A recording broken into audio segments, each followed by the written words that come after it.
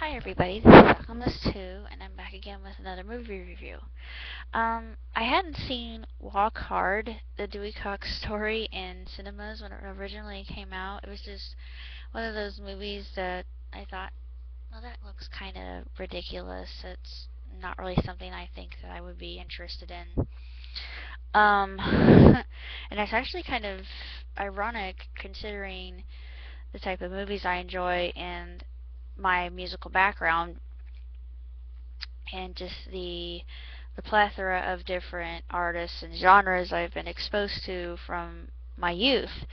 And and actually I was very surprised. It is a very, very funny movie, and the comedian who plays opposite Will Ferrell, especially in Step Brothers, I forget his name, but he plays Dewy, and it is nothing short of hysterical. And a lot of the jokes are racist, and uh, there's a lot of overt uh, sexual innuendo, but it's really, really funny. I like the songs that are involved in it.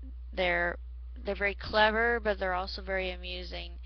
And the ending actually made me a little bit teary-eyed because it was very, very sweet. Um, I thought it was a a riotous film.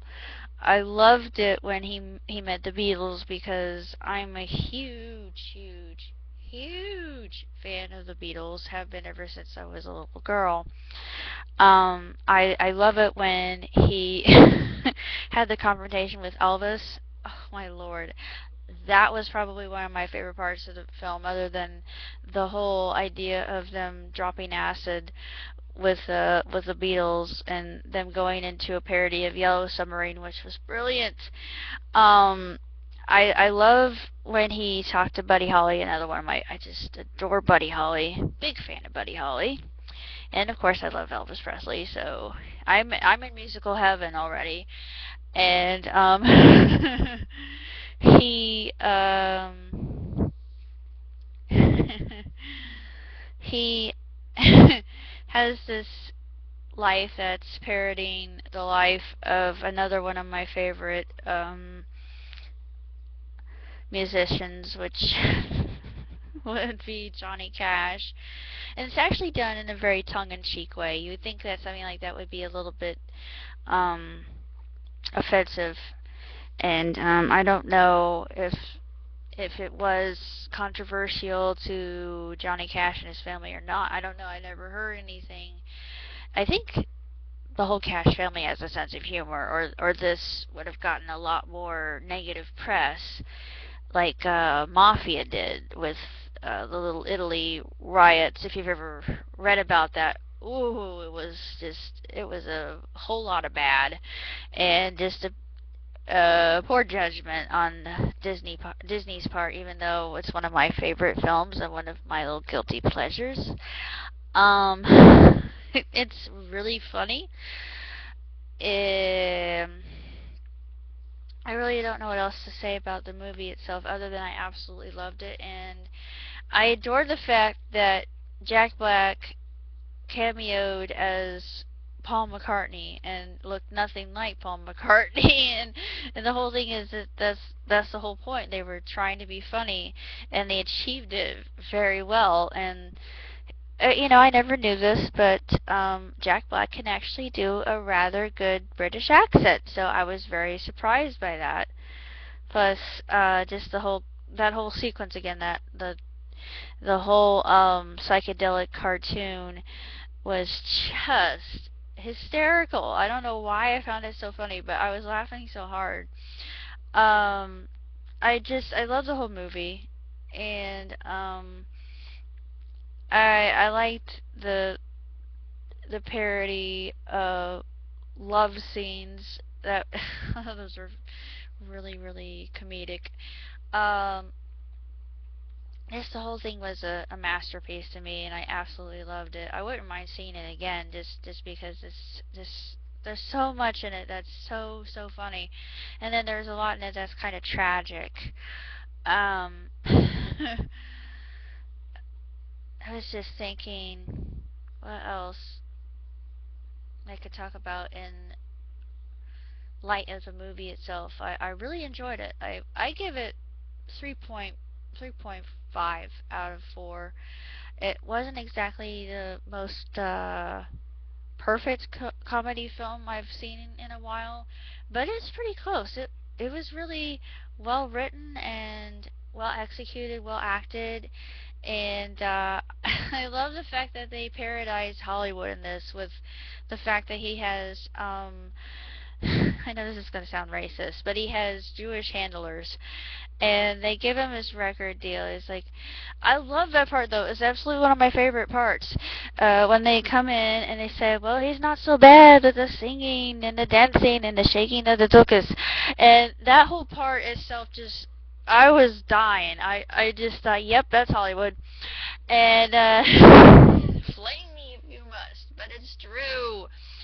And speaking on a little bit of a side note, there is a one of my favorite songs in Spam-A-Lot is "You'll Never Succeed on Broadway Unless You Have a Lot of Juice," which is also very true in the business if you are involved and know anything about it. It's it is what it is, and it's I'm laying it on the line for you. Uh, I'm gonna walk hard. Walk hard.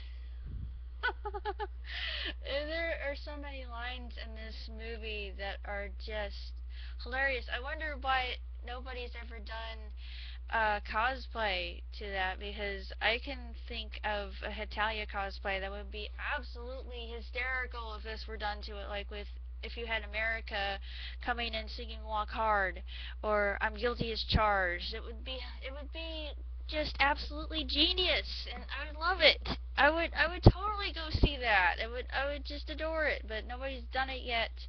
Somebody please do it. Please listen to my please listen to my my supplication and take my suggestion.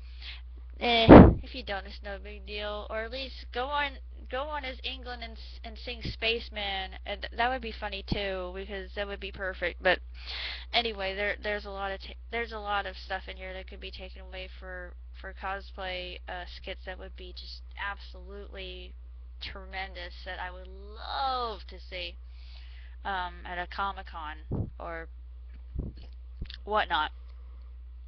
But this was just absolutely hilarious, and it was also very tender, which I wasn't expecting, because typically when you see a parody like this, it's just meant to make fun of everything else and poke fun at everything in the music industry, including the drug use, which actually drug use part of it's not really that funny. It's actually sad if you've seen somebody who's addicted, which I have, and it's not pretty. Um, but suffice it to say, it is really one of the better comedies I've seen in a long time, and I absolutely love it. And I'm also going to be doing a review of The Odd Life of Timothy Green. I wanted to see Paranorman really badly, but I don't think I'll be able to see it. I may see it next weekend. Maybe, maybe, maybe. Fingers crossed. I'm really hopeful, because I'm a huge fan of zombie flicks, as you well know from my past reviews. But I will be seeing Timothy Green.